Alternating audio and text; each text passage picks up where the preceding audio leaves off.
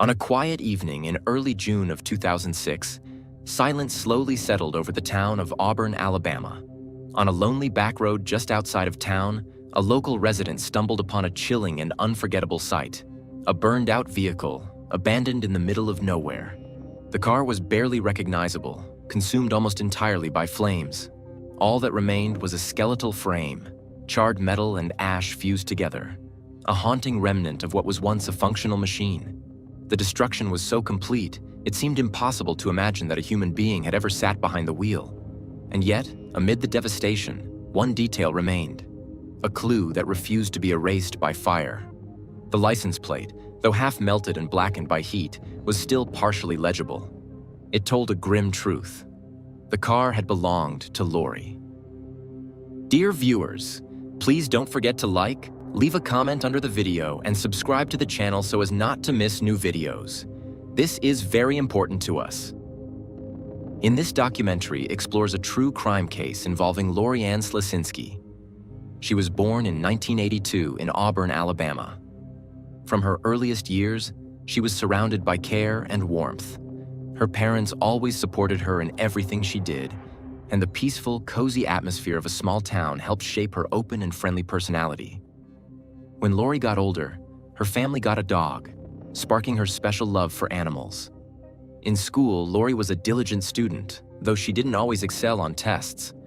Her success came not just from her grades, but also from her desire to be involved in class activities and help her classmates. After finishing high school, she stayed close to her parents' home. Auburn had long felt like one big family to her. She loved its calm atmosphere, kind neighbors, and the chance to remain near her loved ones. She worked at a local retail store where she had quickly become a favorite among co-workers for her warm smile and willingness to help.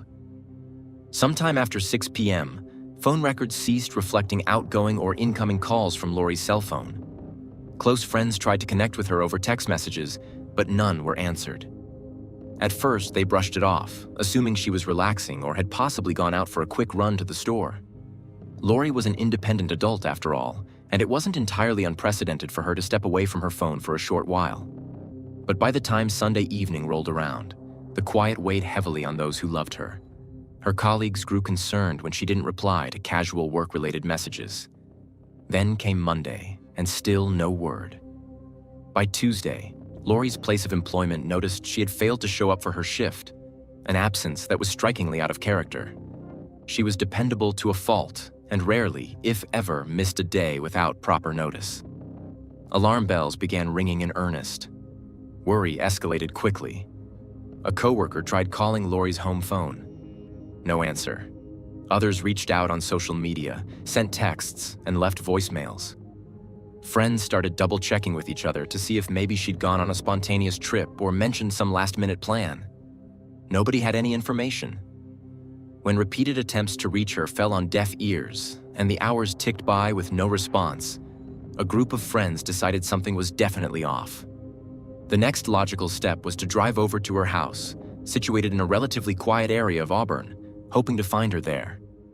They arrived at her residence, calling out her name repeatedly, but the place remained silent.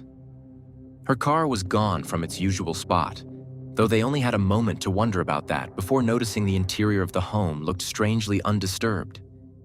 At first glance, nothing was destroyed or turned upside down, but a subtle tension seemed to hang in the air, as if time had stopped abruptly and without reason. Her beloved dog was there, which was particularly concerning. Lorie adored that dog, and it was out of character for her to leave him alone for extended periods, especially without arranging care. Bowls had some food and water, but it was evident no one had tended to them recently. There was nothing to suggest she had meticulously planned an outing. No packed bags, no note pinned to the refrigerator or scribbled on a piece of paper. Additionally, some personal items, like a set of keys she normally carried, were nowhere to be found, creating a strange contradiction. Her car wasn't in the driveway, implying she had driven off somewhere, yet other important effects were left behind. Concerned friends immediately contacted Lorie's mother, who was living a relatively short drive away. She hurried over, fear spreading across her face the moment she stepped inside. The creeping sense of uncertainty became intolerable, and it was only a matter of time before law enforcement got involved. When the Auburn Police Department arrived, they did so with open minds, but also with an awareness that such situations can go in multiple directions. It wasn't uncommon to discover that a young adult had decided to take a spontaneous trip or to find them a few days later, blissfully unaware of the turmoil they'd caused. But as officers walked through the house, they found no sign of forced entry. Still, the fact that Lorie was gone while her pets, valuables, and routine remained starkly unaddressed raised immediate suspicions. Initial interviews with neighbors yielded no clear leads. Most people had seen nothing unusual. However, a faint undercurrent of unease settled over those first moments of the investigation. Family members and friends wasted no time organizing searches, distributing missing person flyers, and circulating Lorie's photo on local news stations. Auburn is a college town where a strong sense of community often binds residents together. If a student or a longtime local went missing, folks were quick to notice. There were whispers that maybe she'd been taken against her will, or that she had met with some type of accident. Some claimed they might have spotted a car matching the description of Lorie's vehicle heading west on Interstate 85. Others believed they saw a woman fitting her description at a gas station near Montgomery. Each potential lead ended in disappointment. The passing days felt like a slow, agonizing countdown to a revelation that no one wanted to confront. The general sense of dread deepened as local media outlets picked up the story, with headlines asking, "Where is Lorie?" Local reporters camped outside her home or spoke with her friends, filming concerned faces and tearful pleas for information. The gravity of the situation was settling in. The police, already facing limited physical evidence, knew that time was of the essence. Any delay could mean losing valuable clues, and they doubled their efforts, urging the public to come forward with anything that might shed light on her disappearance. As family members coped with mounting terror, sleepless nights, and a gnawing sense of dread, the authorities began to formalize search parties. They scoured nearby wooded areas, fields, and back roads for any sign of Lorie. Volunteers walked along streams, checked empty lots, and knocked on doors to see if anybody had security footage or had witnessed something they initially deemed unimportant. Police set up a command post, gathering any scrap of data they could find. Financial records, text messages, phone pings. Family and friends were asked to recall any detail, no matter how trivial. Did Lorie mention new acquaintances? Did she seem anxious or preoccupied in the days leading up to her disappearance? The deeper they dug, the more puzzling the case became. There was no single piece of evidence that pointed to a tidy explanation. Yet this was also when the realization hit. Normal as everything might have appeared, something dire had transpired. Day after day, anxious speculation intensified, and hope battled with the grim understanding that the more time passed, the narrower the path to a positive outcome became. Friends held vigils, praying for her safe return and clinging to every shred of optimism they could muster. Yet as the days stretched on, silence became more deafening, and the first chapter of this dark mystery ended with no resolution in sight. Only a painful, desperate yearning for Lorie's safe return, and a sense that something awful had shattered the peaceful routine of a young woman's life in a way no one could yet explain. Investigators had interviewed neighbors and acquaintances, searched her home, and studied her phone records for hints of travel or an unexplained relationship. As a result, they faced the unsettling likelihood that someone had orchestrated her disappearance. Still, they needed a breakthrough. Some evidence that might transform the eerie unknown into a clearer picture of exactly what had happened after the final moment she was seen. That breakthrough came in a devastating form. A few days after the alarm over Lorie's absence reached its peak, a local resident reported what appeared to be a vehicle badly damaged by flames in an out-of-the-way patch of land near the outskirts of Auburn. The call to the police station was almost casual at first. The caller said he'd spotted what he believed was a burnt-out car, its metal frame contorted by heat. Because the area was only sometimes used by off-road enthusiasts or occasional fly tippers, a scorched vehicle could have been the unlucky result of vandalism, a mechanical accident, or even an insurance scam. Yet when the responding officers arrived on the scene, they sensed something far more sinister.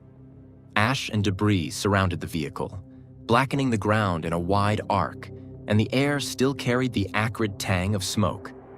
It looked as though the fire had been intense enough to engulf the interior and reduce much of the upholstery to blackened residue.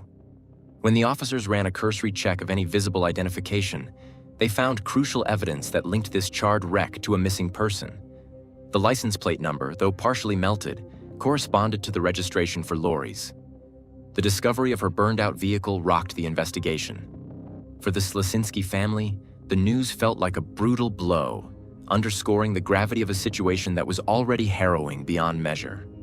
Distraught and exhausted, Lorie's mother arrived at the police station in a haze of confusion, grappling with the knowledge that her daughter's cherished vehicle, something she had driven to her job, to family gatherings, and even on modest weekend getaways, had now become a dark emblem of potential harm. If Lorie was not behind the wheel when the Mazda was destroyed, who was? And if she was with the car at some point, what fate had she met amid that destructive blaze? News of the burned car spread through the community at lightning speed, further amplifying the alarm that had already begun to take hold. Local news crews rushed to broadcast the development, capturing footage of the vehicle's remains to highlight the seriousness of the situation. The prevalent theory was grim. If someone went to the trouble of setting fire to her car, they were likely covering their tracks.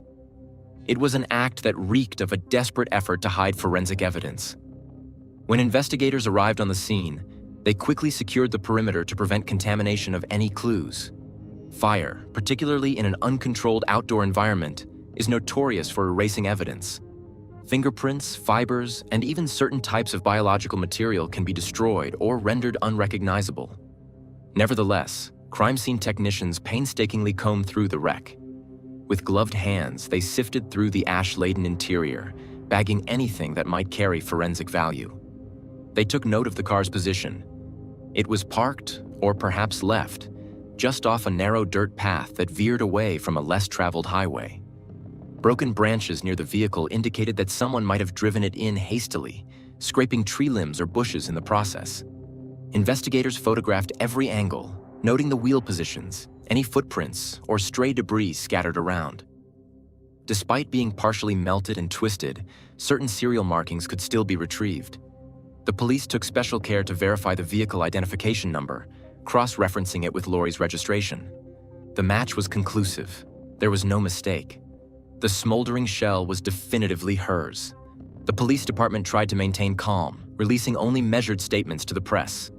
They confirmed that the burned car was Lorie's, but stopped short of detailing all the evidence they had gathered at the scene. They emphasized that they were working around the clock to locate her and implored anyone who might have seen the vehicle in the days preceding its discovery to step forward. Yet, as the hours rolled by, it became clear that without additional leads or a direct witness to the car being driven off the main road, the investigators would be left with more conjecture than certainty. Even the surrounding landscape provided no immediate insight. The area was a patch of semi-wooded terrain, interspersed with tall grass and broken fences, perfectly ordinary for a rural fringe of Alabama, and easy to navigate without drawing much attention at off-peak hours. The discovery sparked a new wave of interviews, as authorities reached out to everyone in Lorie's network. Friends, co-workers, neighbors, even customers from the store where she worked. They probed for any recollection of unusual behavior, suspicious vehicles lingering around her place, or chance remarks that might now carry sinister undertones in hindsight. Meanwhile, crime scene specialists toiled in labs, attempting to glean minute traces of DNA or other materials that survived the fire's destruction. Although the interior of the Mazda had been largely incinerated, there remained the possibility of discovering small fragments that the flames had spared. Perhaps something nestled underneath the floor mats, or stuck to the seat springs, or caught in the trunk's carpeting might have escaped total annihilation. Forensic tests would take time, and the clock was not on the investigators' side.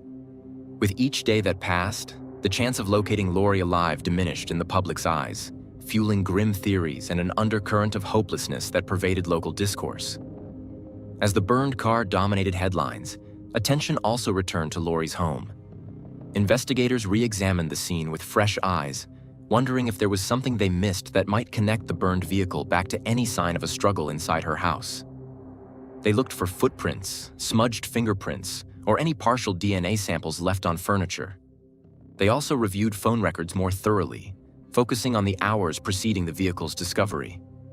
If someone had stolen her phone or coerced her into leaving with them, traces of that activity might still linger in cell tower pings or incomplete text messages. The phone company logs became a major point of interest, as investigators hoped to chart a pattern that would pinpoint exactly when Lorie, or at least her device, stopped moving, and whether her phone had traveled to the site where the car was eventually found. Despite the mounting tension, volunteers refused to let despair overshadow their efforts.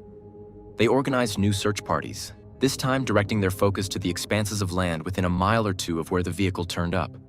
Some combed through thickets of tall grass, while others traversed shallow ditches and riverbanks. They wore brightly marked vests and carried flashlights and walkie-talkies, determined to leave no stone unturned. Drones were brought in by a local tech enthusiast who believed aerial footage could reveal hidden footpaths or disturbed areas of Earth. As they walked through fields and scoured abandoned structures, the volunteers sometimes found themselves overwhelmed by a sense of foreboding, yet they pressed on. Each twig snapped beneath their feet seemed a reminder of the weight of their task, searching for any sign that Lorie was still out there, or for evidence that might explain what happened after her last known sighting. Their hopes flickered with every day's end, sustained only by that universal human need to believe that answers can be found, even in the face of suffocating uncertainty. In the midst of this turmoil, the Slasinski family provided a heart-wrenching anchor to the story. Lorie's mother appeared at press conferences, trembling but resolute, pleading with the community to come forward if they had any shred of information. She spoke about her daughter's kind heart and gentle disposition, reminding everyone that Lorie was a real person with a life full of promise, not just a face on a missing person poster. Still, amid the fear, families locked their doors more carefully at night, and neighbors were more watchful, noting any unusual car cruising their streets. Parents reminded their children to travel in groups, especially after dusk. People who rarely gave a second thought to personal safety now mulled over the unimaginable. While speculation was rife, the authorities worked diligently behind closed doors, aware that every detail in the burned-out Mazda might be a potential link to the truth. They gathered intelligence on local individuals with similar histories, cross-referenced any stolen vehicles reported in the region, and pored over hours of CCTV footage from nearby gas stations or convenience stores. Faced with the daunting prospect of sifting through rumors and theories, law enforcement organized a dedicated task force that included a few seasoned detectives, younger officers eager to prove themselves, and a rotating crew of forensic specialists who were beginning to regard Lorie's disappearance as among the most troubling cases they'd seen in years. Early on, the investigation hinged upon forensic analysis of the Mazda. If a perpetrator had doused the vehicle with gasoline or a similar fluid, there could still be chemical residue clinging to warped bits of frame. Likewise, if the suspect had sustained an injury or left a fingerprint while handling the car, that microscopic clue might endure despite the heat. The process involved a meticulous chain of custody for every tiny sample, a constant reminder that the evidence had to be preserved flawlessly to make it admissible if the case reached trial. In parallel, the police continued issuing press releases, hoping that the dramatic discovery of Lorie's burned-out car would trigger fresh leads from the public. One element that seemed increasingly suspicious was that Lorie's personal life, to most appearances, offered little in the way of motive for a crime. This consensus encouraged investigators to refocus on individuals who might harbor hidden resentments, or, on the darker end of the spectrum, a dangerous obsession. Tracing her social circle thus became top priority. Detectives pored over lists of her co-workers, ex-classmates, casual friends, and anyone she had recently encountered. Repair people, neighbors, or the new friend of a friend at a social gathering. Within this line of inquiry, the police quickly zeroed in on a person who, at first glance, seemed unremarkable. A longtime acquaintance named Rick Ennis. He was someone Lorie had known socially, a figure in her broader circle of friends, though not necessarily a daily presence. By all accounts, Rick had a demeanor that was cordial enough, and many who knew him described him as helpful and sociable. Yet investigators soon noticed incongruities in his statements about the timeline surrounding Lorie's disappearance, as well as inconsistencies in how he described his relationship with her. When asked about the last time he'd seen Lorie, Rick provided a somewhat vague account, claiming it was days before she vanished. But phone records later indicated that he might have been in contact with her more recently. When pressed, Rick claimed he'd forgotten about an impromptu chat or a casual visit, an explanation that investigators found suspicious given the significance of the case. Detectives further learned that he was no stranger to difficult life events. He had a turbulent upbringing and had spent time away from Auburn, only to return within the last year or so. Though Ennis wasn't the only person on the investigators' radar, he quickly became a focal point. To gather more intel, detectives dissected his background, questioning those who knew him well and those who merely passed him in the halls of work or school. A more complex portrait began to emerge. Beneath his polite exterior, Rick's life seemed punctuated by lingering shadows. Questions about a troubled adolescence, rumors of sporadic run-ins with law enforcement in other jurisdictions.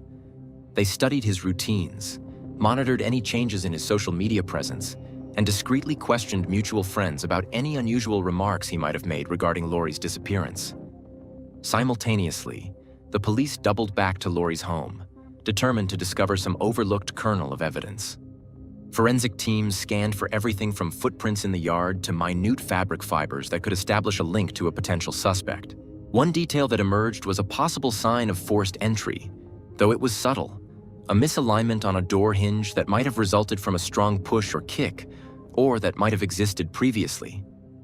Investigators took note, suspecting it could support the theory that Lorie encountered someone unwanted inside her own home.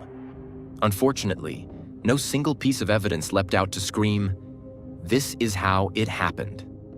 Months slipped by with the investigation in full swing. Police systematically interviewed anyone who had so much as brushed shoulders with Lorie in the days before she disappeared. They cross-referenced credit card transactions, phone logs, and email records. On the digital front, they examined her computer usage and scoured her social media activities to track any recent conflicts. Could she have been the target of an online predator? Had she been lured out of her home by someone posing as a friend? In the end, none of these modern threats panned out as the primary cause. The biggest lead still lay in examining the people who were physically present in Lorie's life. Those who would have had the opportunity to knock on her door, lure her outside, or catch her unawares. As the evidence from the burned SUV trickled in, labs confirmed the presence of an accelerant, likely gasoline. They found no direct fingerprint on a gas container or a piece of the dashboard, but they did uncover what might be described as partial prints that couldn't yet be matched to a conclusive source. This revelation further hammered home that the destruction of the car was premeditated, an attempt to obliterate critical evidence. The question remained: who had both the motive and the nerve to commit such a brazen act? A shift occurred once investigators received certain cell phone tower triangulations that placed a phone linked to Rick Ennis's number near the remote location where Lorie's car was found, roughly aligning with the estimated window in which the vehicle was set ablaze. Though not a smoking gun, the data was enough to warrant deeper scrutiny. When confronted with this information in a subsequent interview, Rick gave answers that seemed inconsistent at best, claiming he was driving through the area for an unrelated errand, or that perhaps the signal was bouncing off a distant tower, distorting his location. His explanation grew even less credible under the weight of pointed questions. Over time, each additional detail police collected about him, financial records, statements from coworkers who noted that he acted strangely the week Lorie vanished, conflicting accounts of his whereabouts, served as a small, ominous piece of a puzzle that was beginning to resemble a monstrous image. The investigators were careful, though. Lacking a body and any direct, irrefutable evidence tying Ennis to Lorie's disappearance, they had to avoid making hasty moves that might ruin a potential prosecution. Instead, they sought to build a rock-solid case. They collaborated with state authorities and, when possible, the Federal Bureau of Investigation for Advanced Forensic Analysis. They even brought in specialized canine units trained to detect human, sending them through various wooded areas and abandoned sites connected to Ennis's known movements. The dogs alerted in a few spots, but repeated excavations revealed nothing substantial. It was as though every time the investigators inched closer to a revelation, the result was an echo, a whisper of possibility that vanished upon deeper inspection. Meanwhile, the Slasinski family battled grief and a desire for resolution. In frequent conversations with law enforcement, she heard about the potential suspect but was cautioned that naming him publicly could jeopardize the case. She found herself torn between a desire to publicly confront the person she believed responsible and the pragmatic need to let the investigators do their work. Still, the police continued to proceed with caution, determined not to give the suspect any chance to cover tracks that might still exist, or to mount a defense that hinged on procedural missteps. The months wore on, the heartbreak deepened, and the case became a fixture in Auburn's collective consciousness, with each fresh piece of information providing a spark of hope that the truth would finally be unveiled. Though tips still came in, the momentum began to slow, and law enforcement worried about tip fatigue. In response, the investigating team changed tactics, devoting resources to specialized cold case methods, retesting older evidence with new technology, analyzing cell phone tower data with improved algorithms, and bringing in experts in behavioral profiling. The logic was simple. If the case was stalling, new eyes and fresh perspectives might reignite forward motion. It was during one of these reassessments that fresh revelations surfaced. Investigators uncovered records indicating that Ennis had engaged in suspicious online searches about the disposal of evidence and ways to erase digital footprints, done around the time of Lorie's disappearance. More telling, they found that Ennis had once been questioned in a different jurisdiction about possible violent behavior years prior. Though not conclusive proof, these disturbing details added fresh urgency to the notion that he was at the center of something dangerous. The digital trail also yielded the possibility that Ennis had researched remote locations around Auburn well before Lorie's vehicle was discovered. Confronted with these specifics in another round of questioning, Ennis reacted defensively, insisting that the searches were coincidental or related to true crime curiosity. Investigators, unconvinced, compiled his statements into a growing dossier, each contradictory explanation appearing to tighten the net around him. Yet as the months turned to years, frustration grew among the officers on the case, who felt they'd gathered enough pieces of the story to identify the likely suspect. They watched as Ennis continued living his life, albeit under a watchful eye, while Lorie remained missing, her fate an aching question mark that refused to relent. By the time they felt confident enough to initiate formal proceedings, they had compiled a thorough, if still incomplete, blueprint of how and why Lorie might have been targeted, and what happened on that last evening she was seen. Although they still lacked the one piece of evidence that would tie it all up in a neat bow, Lorie's body, they believed they had built a robust enough case to move forward. As the local community braced itself, waiting for official announcements, the next stage in this deeply unsettling story loomed on the horizon. The moment when Rick Ennis would face the weight of the law, culminating in charges that would eventually put this haunting mystery on the path toward a courtroom reckoning. In the wake of a slow, painstaking investigation that unfolded over 12 years, the momentum behind the case against Rick Ennis finally reached a point where Auburn authorities, working in close collaboration with county and state agencies, felt prepared to bring charges. By the time an arrest warrant was finally issued, law enforcement officials revealed a sense of grim resolution. The sum of their efforts pointed undeniably, they argued, to one conclusion. Rick Ennis had not only crossed paths with Lorie on that fateful day, but had also orchestrated the events leading to her tragic end. With charges brought and a trial date looming, the defense faced its own considerable task. Attorneys for Rick Ennis found themselves in a precarious situation. How to dispute allegations of homicide when so much circumstantial evidence suggested foul play? Their approach was to cast doubt on the specifics of the prosecution's timeline and to emphasize the inherent uncertainty in a case. From the trial's outset, the atmosphere in the courtroom was charged with anticipation. On one side, Lorie's family members and friends sat, faces etched with pain and determination, clutching mementos that reminded them of her warm spirit and unwavering kindness. On the other side, Rick Ennis took his seat next to his defense attorneys, wearing a veneer of calm that, to many observers, seemed unshakable. Prosecutors began their opening statements by outlining the stark facts. Lorie was last seen at her home in Auburn, left behind a beloved pet that she would never voluntarily abandon, failed to return to her stable job, and owned a vehicle that was discovered scorched beyond recognition in a desolate patch of land. That established, the prosecutor pivoted toward Rick Ennis, systematically presenting the suspicious timeline gaps, the damning cell phone tower data, and the digital footprints that pointed to a chilling intent to cover up a fatal encounter. According to the state's contention, Rick's evolving recollection of his whereabouts and movements, paired with a history of prior incidents that hinted at volatility, demonstrated a pattern of deception. The detectives also withheld crucial evidence for a long time, evidence they had discovered in her home, and which ultimately changed the entire course of the case. According to the report, significant findings were made. Ennis's DNA was found on Lorie's couch, as well as in the blood located on the interior side of her front door. Furthermore, it was later revealed that his blood was also discovered on one of the rugs. These discoveries played a key role in trial. Over the course of several weeks, the trial progressed toward closing arguments. After a deliberation period that reportedly stretched over multiple days, the jury returned with a verdict. Rick Ennis was found guilty of the murder of Lorie Ann Slasinski. With the verdict handed down, the case proceeded to the sentencing phase.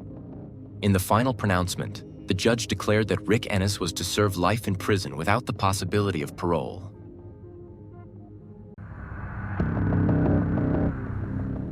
A resident of Cedar Lake, a small town in Indiana, set out on what he thought would be a routine search for scrap metal. That day, his route took him along an old, isolated road that cut through a heavily wooded area. As he carefully scanned the ground for anything useful, something unusual caught his eye. Just beyond a cluster of trees, he spotted a strange bundle. As he cautiously uncovered the material wrapped around the bundle, a sense of dread overtook him. He realized he had found body. A chill ran down his spine, and fear gripped him, but he quickly gathered himself and called 911. Police arrived at the scene promptly, securing the area and beginning a detailed investigation. It didn't take long for lab results to confirm. Soon after, forensic experts used dental records to identify the victim. The name was one that many would recognize: Caitlyn Markham. Dear viewers, please don't forget to like, leave a comment under the video, and subscribe to the channel so as not to miss new videos. This is very important to us. Today, we will examine real photos and uncover the chilling case of Caitlyn Markham, who was born on August 16, 1989, in Fairfield, Ohio, a quiet and close-knit community where she spent her formative years surrounded by love and warmth. She grew up in a household filled with laughter and support, nurtured by her devoted parents and sharing a special bond with her younger sister. From an early age, it was clear that Caitlyn possessed a magnetic personality, one that naturally drew people toward her. Even as a child, she demonstrated an uncanny ability to connect with others, especially those who were shy or hesitant to make friends. On the playground, she would be the first to approach the quietest kids, her infectious enthusiasm quickly dissolving their hesitations, and within minutes, she would have them laughing and playing as if they had known each other forever. Beyond her ability to foster connections, Caitlyn had a deep creative streak. She found solace and joy in expressing herself through various artistic mediums. Drawing, painting, and singing were among her favorite pastimes. Her artistic talent was evident early on, and as she grew, it became more than just a hobby. It became a defining part of who she was. Her passion for creativity guided her academic pursuits, and after completing high school, she made the decision to study graphic design at a local university. It was a natural choice for someone so deeply in tune with artistic expression, and she was determined to carve out a career where she could merge her talent with her ambitions. The summer of 2011 was meant to mark an exciting and transformative chapter in Caitlyn's life. She was in the final stretch of her university journey, preparing for her last set of exams. But her focus wasn't solely on academics. She was also making plans for a future that extended beyond Ohio. Alongside her fiancé, John, with whom she had shared a committed relationship for 6 years, she was preparing for a major life change. They had decided to relocate to Colorado, envisioning a fresh start in a new city where they could build their lives together. The couple had been engaged for a year, and their plans for marriage were taking shape. The move was to be the first step toward their dream, a future filled with possibilities, love, and new beginnings. However, the excitement of what lay ahead took a dark turn when Caitlyn suddenly went missing, just days before her 22nd birthday. On the morning of August 14, Caitlyn was expected to show up for her shift at the bridal shop where she worked part-time. But as the hours passed, her loved ones began noticing something unusual. She wasn't responding to calls or messages. Initially, they assumed she might have been preoccupied, caught up with last-minute errands or spending time with a friend. But as the day wore on and their messages continued to go unanswered, their concern began to escalate. Caitlyn was known for being responsible and dependable. She had never been one to miss work without notifying someone. Her absence was completely out of character. When her family contacted the bridal shop and discovered that she hadn't shown up for her shift, their worry turned into fear. As evening approached with still no word from Caitlyn, her fiancé, John, decided to check on her. After finishing work, he drove to her apartment, expecting to find her there and perhaps ease his growing concern. When he arrived, Caitlyn's car was parked in its usual spot in front of her small apartment complex. But something felt off. The door to her apartment was unlocked. When John stepped inside, he found no immediate signs of distress. Nothing appeared ransacked, broken, or out of place. However, one thing stood out. Caitlyn was nowhere to be found. The only living presence in the apartment was her dog, who seemed anxious and alone. The situation was unsettling. If Caitlyn had left voluntarily, why would she have left her dog behind? And more disturbingly, why were her personal belongings, including her wallet, keys, and ID, left inside? If she had gone out on her own, she would have needed at least some of those essentials. John's unease quickly escalated into outright alarm. Knowing that something wasn't right, he decided to call the police and report Caitlyn missing. He explained to the dispatcher that he had last spoken to his fiancée the previous night and that her sudden disappearance was completely unlike her. Soon, officers arrived at Caitlyn's apartment to assess the situation. They carefully examined the scene but found no visible signs of forced entry, struggle, or anything that pointed to a crime. Still, the presence of her personal items inside the apartment and the fact that she had not contacted anyone all day raised immediate red flags. The police recognized that this wasn't just a case of someone stepping out for a quick errand and forgetting to check in. Something was seriously wrong. As the investigation unfolded, more details came to light. John recounted the last time he had seen Caitlyn. The previous evening, they had spent time together at her apartment, along with a mutual friend. After their friend left, Caitlyn had opted to stay in for the night, while John decided to attend a party with some other friends. A few hours later, John returned home, where he lived with his mother.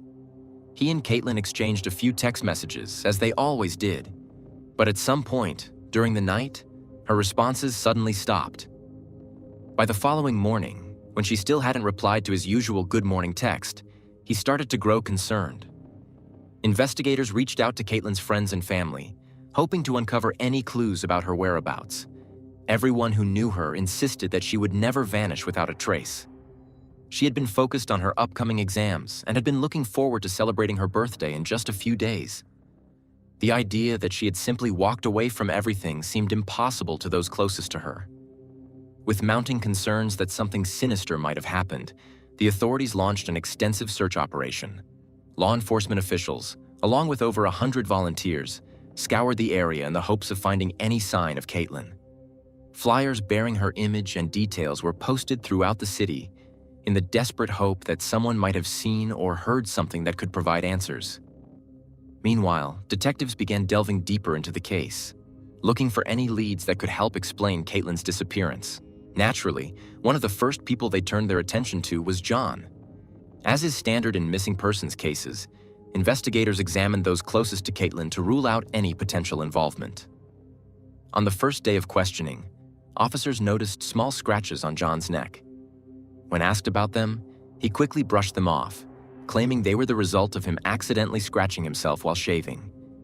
Investigators took note of this detail but did not immediately draw conclusions. They also asked John to take a voice stress test, a technique that analyzes recorded responses to detect signs of deception.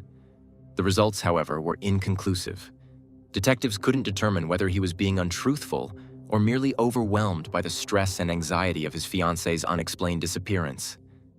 From the very beginning, John had been actively participating in the search efforts, answering all of the police's questions without hesitation. He even gave multiple interviews to local news stations, which had quickly picked up on the case, turning Caitlyn's disappearance into a widely discussed story within the community and beyond. Investigators proceeded to verify John's alibi. Their inquiries confirmed that he had indeed attended a party with friends on the night in question. Further forensic analysis of his computer data corroborated his statement that he had returned home afterward and watched a movie on his laptop. Detectives also questioned the mutual friend who had visited Caitlyn and John earlier that evening. The friend confirmed that he had been with them at Caitlyn's apartment and that their conversation mainly revolved around Caitlyn's upcoming exams and her impending move to Colorado with John. However, he noted something peculiar. Caitlyn had seemed quieter than usual, more reserved, as though something was weighing on her mind. She had spent most of the evening studying on her laptop, and while he initially assumed she was just stressed about her exams, in retrospect, he couldn't help but wonder if something else had been troubling her that night. With John's alibi appearing solid, detectives began shifting their focus toward other possible leads. They obtained a warrant to track Caitlyn's phone activity, which revealed a crucial detail. Her phone had been turned off at precisely 12 a.m. that night. From that moment forward, there was no further activity. However, the records also showed that she had sent John a photo just half an hour earlier, a detail that aligned with his account of their final conversation. Despite their best efforts, the investigation yielded no additional clues, and the mystery surrounding Caitlyn's whereabouts deepened. As concern mounted, the search efforts intensified. More volunteers poured in, eager to assist, while national media outlets began picking up the story, bringing even greater attention to the case. Search teams methodically combed through dense forests, drained bodies of water, and investigated abandoned buildings. Law enforcement expanded their radius, covering miles of terrain in the desperate hope of finding any trace of Caitlyn. But days turned into weeks, and still, there was nothing. No footprints, no clothing, no eyewitness accounts that could place her anywhere. It was as if she had vanished into thin air. John continued to play an active role in the search, but as time passed, public perception began to shift. Small-town rumors spread like wildfire, and whispers of suspicion began to surround him. Some believed that his involvement in the search efforts was an act, an attempt to cover his tracks. The rumors only intensified when Caitlyn remained missing with no clear evidence pointing to any other suspect. Eventually, the murmurs reached John himself. Though he publicly maintained his composure, stating that his sole focus was finding Caitlyn, the accusations took a toll on him. He admitted in interviews that the constant suspicion frustrated him, especially since he had done everything to cooperate with the authorities. Once, while putting up missing person flyers in town, a stranger approached him and casually remarked that, "It's always the boyfriend." The woman didn't realize she was speaking directly to John himself. Despite the mounting rumors, the investigators made it clear that there was no concrete evidence linking John to Caitlyn's disappearance. His alibi was airtight. He had willingly allowed police to search his home without a warrant. He had never attempted to evade questioning. He had done everything that was asked of him. Nevertheless, the town's suspicions were difficult to quell.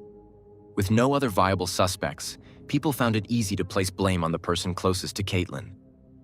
The search for Caitlyn persisted for months, but as winter approached, investigators were forced to scale back their efforts. The case was growing colder with each passing day. With no new leads, the police decided to redirect their focus to the investigative side, hoping that fresh evidence or new tips would break the case open. By this time, Caitlyn's disappearance had gained national attention, leading to an overwhelming number of tips being called into the police department. Detectives meticulously followed up on each one, but time and time again, the leads amounted to nothing. Even as authorities increased the reward for information, eventually reaching $50,000, no one seemed to have any credible knowledge of what had happened to Caitlyn Markham. It was as if she had vanished without a trace. For nearly a year, the case remained at a frustrating standstill. Then, in a shocking and unexpected twist, a potential breakthrough emerged. Police in Miami, Florida, arrested a 28-year-old man. Initially, this case seemed unrelated to Caitlyn's disappearance, but upon further investigation, detectives working on her case uncovered a chilling connection. The suspect had been living directly across the street from Caitlyn's apartment complex at the time she vanished. Detectives wasted no time. They immediately traveled to Miami to interrogate the man and determine his whereabouts on the night Caitlyn disappeared. Had he been in the area? Had he possibly seen something? Or worse, had he been involved? The questions loomed as investigators pieced together the suspect's history. However, after an exhaustive investigation, including a thorough review of his alibi, travel history, and any potential links to Caitlyn, it became clear that he had no involvement in her case. While his criminal record was deeply troubling, detectives ultimately ruled him out as a suspect in Caitlyn's disappearance. This case remained unresolved for another difficult year until April 10, 2013. On that day, a man from Cedar Lake, a small town in Indiana, was looking for scrap metal along an isolated road near a wooded area. While examining the area, he noticed something unusual: a bundle near a cluster of trees. Curious, he decided to investigate and quickly realized it was something alarming. Disturbed by his discovery, the man promptly notified the police, who soon arrived and conducted a thorough search. During their investigation, police uncovered another unsettling find nearby: a second bag. Authorities carefully collected and transported these findings to a forensic lab. Experts soon confirmed that they were indeed human remains. Using dental records, they identified the victim as Caitlyn Markham. The discovery was heartbreaking for her family, confirming their worst fears. With Caitlyn's remains found, the investigation transitioned from a missing person case to a homicide investigation. Authorities determined that the body had been moved across state lines and left outdoors, exposed to natural elements. The perpetrator had made no attempt to conceal. Unfortunately, due to significant time, forensic teams had difficulty obtaining clear evidence, and the exact cause of death remained unknown. However, one critical detail emerged. Analysis revealed evidence of an injury on Caitlyn's arm, indicating she had likely attempted to protect herself during the incident. Though the exact manner of her death remained uncertain, the medical examiners had no doubt. It was murder. The revelation that Caitlyn's body had been left in another state complicated the already difficult investigation. Authorities in both Indiana and Ohio had to coordinate their efforts, but despite their combined resources, progress was slow. Detectives theorized that Caitlyn's body had been stored somewhere else for an extended period before being moved to the wooded area. This led them to believe that the killer may have panicked, fearing that her body would be discovered in their original location, and decided to dispose of them elsewhere. By 2015, years had passed, and Caitlyn's case remained frustratingly stagnant. Believing that law enforcement was not doing enough to solve his daughter's murder, Caitlyn's father took matters into his own hands. He hired a private investigator to conduct an independent investigation, hoping fresh eyes on the case might uncover new leads. The investigator thoroughly re-examined the details of Caitlyn's disappearance, interviewed those closest to her, and methodically gathered intelligence. His efforts ultimately led him to identify two potential suspects, whom he reported to the police. However, authorities remained tight-lipped about the findings and did not disclose any further information regarding the individuals in question. That same year, the reward for information leading to Caitlyn's killer was increased to $75,000. Yet the case remained frustratingly cold. Desperate for justice, Caitlyn's father pushed to have the investigation transferred from local police to county authorities. By the end of 2015, he succeeded, and a new team of detectives took over the case, essentially starting from scratch. In 2016, there was a glimmer of hope. Investigators announced that they had identified a prime suspect in Caitlyn's murder. However, they were faced with a major roadblock. Despite their strong suspicions, they lacked the necessary evidence to make an arrest. The identity of this individual was not disclosed to the public, and with no definitive proof to build a solid case, the investigation once again stalled.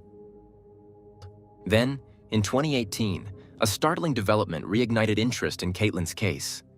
Just a few miles from her former home, police discovered the body of another young woman under eerily similar circumstances. The striking similarities between the two cases prompted detectives to investigate a possible connection.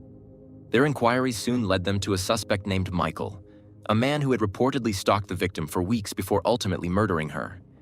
Determined to uncover any ties between Michael and Caitlyn, detectives launched a deep dive into his background. Initially, no connections surfaced. But then, in a surprising twist, investigators came across a seemingly minor yet intriguing detail. Michael appeared in an old social media photo taken at a music festival years earlier. In the picture, he was seen standing next to none other than Caitlyn's fiancé, John. The coincidence raised immediate questions. When questioned, John acknowledged that he had met Michael at the festival but insisted that they had barely interacted. Detectives dug deeper, analyzing phone records, social circles, and any potential link between the two men. but nothing substantial emerged. With no concrete evidence tying Michael to Caitlyn's disappearance, the lead ultimately went cold. Years passed, and Caitlyn's case remained a haunting mystery.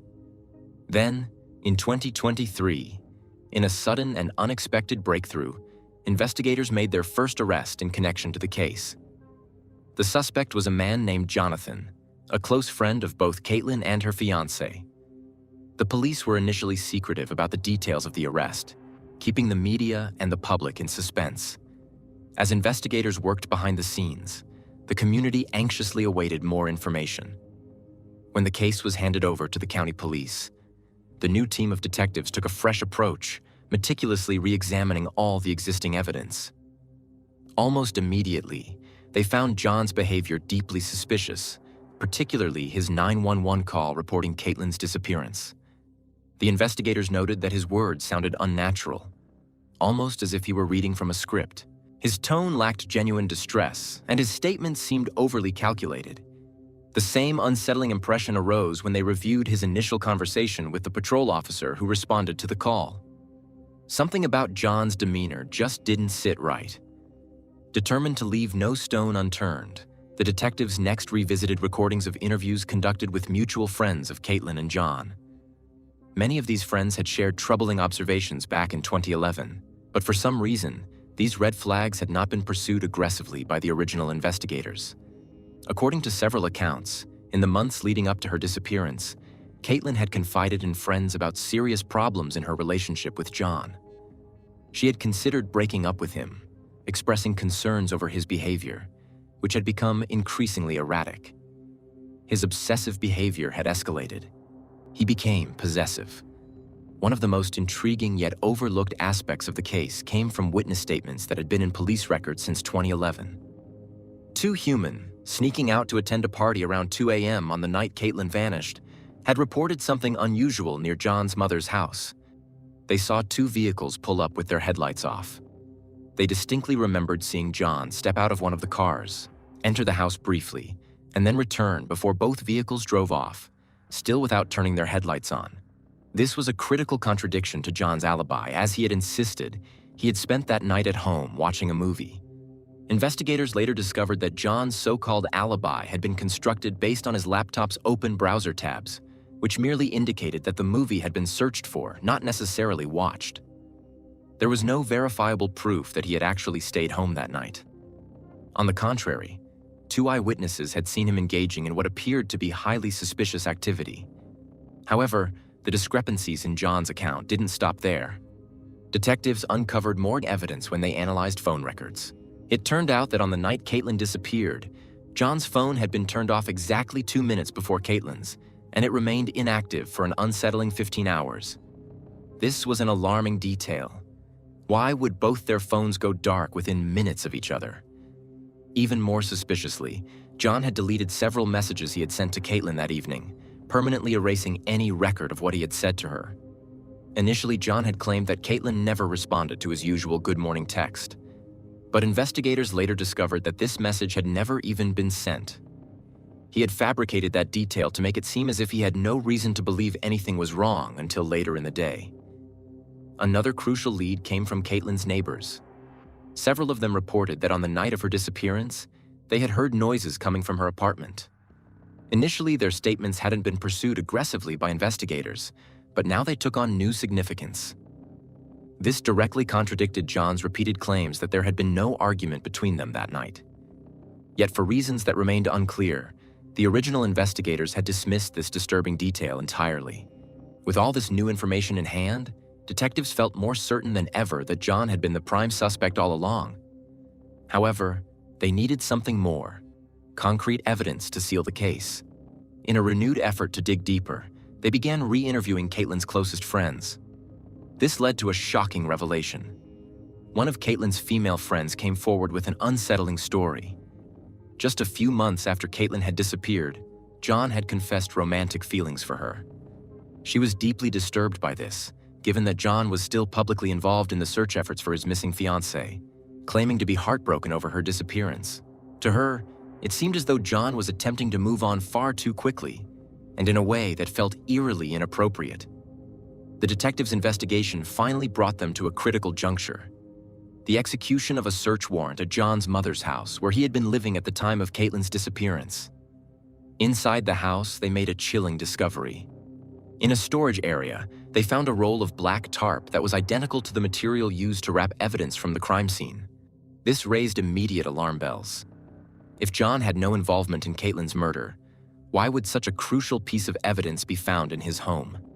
But what they uncovered in John's personal room was even more disturbing. Among his belongings, investigators found several notebooks filled with handwritten poems and journal entries. Beyond the eerie writings, detectives also discovered troubling details about John's more recent behavior.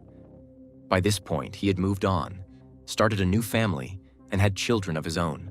However, the police obtained disturbing video footage showing him speaks loudly at his new wife while holding their young daughter. Finally, detectives analyzed the geography of where Caitlyn had been found. The wooded area in Cedar Lake, Indiana, was not a random dumping site. It was directly along the route leading to John's father's farm, a property he frequently visited. This fact confirmed John's familiarity with the area, making it even more difficult for investigators to believe that his connection to the crime scene was merely a coincidence. With all the evidence, inconsistencies, and witness testimonies mounting against him, detectives decided to confront John directly. However, when questioned, he remained steadfast in his denial of any involvement in Caitlyn's murder. When detectives laid out the disturbing details, the suspicious timeline, the contradicting witness statements, the phone records, and the eerie writings found in his room, John remained eerily calm. He dismissed everything as purely circumstantial, arguing that none of it amounted to actual proof of his guilt. Unfortunately for the investigators, he was right. Despite their growing conviction that John was responsible for Caitlyn's death, they understood that their case was weak from a legal standpoint. Without forensic evidence directly tying him to the crime, a confession, or even a credible eyewitness, securing a conviction would be nearly impossible. However, they had a way to arrest him on a lesser charge, providing false statements. Witnesses had placed John outside his house at 2 a.m. on the night of Caitlyn's disappearance, directly contradicting his claims of being home watching a movie. This was enough for an arrest, but there was an added complication. Witnesses also reported that John had not been alone that night. Another car had arrived alongside him, suggesting that someone else was involved in whatever had transpired. Following this lead, detectives turned their focus toward one of John's closest friends, Jonathan. Their suspicion grew when they revisited that infamous group photo from the music festival. Not only were John and Jonathan present in the image, but so was a convicted murderer who had killed another young woman. This unsettling connection raised alarming questions about their circle of acquaintances. As investigators reviewed Jonathan's past interviews, they began to notice inconsistencies in his statements. With their suspicions growing, they decided to arrest him for providing false statements, though they remained tight-lipped about the specific reasons for his arrest at the time. 2 months later, after further inquiries and growing pressure from the public, investigators finally arrested John himself. But despite this major breakthrough, the case still lacked the solid, irrefutable evidence necessary for a conviction. The detectives appeared to be holding out hope that Jonathan might crack under pressure and provide them with a confession that would seal John's fate. They strongly believed that John had not acted alone and that someone, possibly Jonathan, had helped him dispose of Caitlyn's body. But neither man wavered under interrogation. Both maintained their innocence, refusing to provide investigators with the missing pieces they so desperately needed.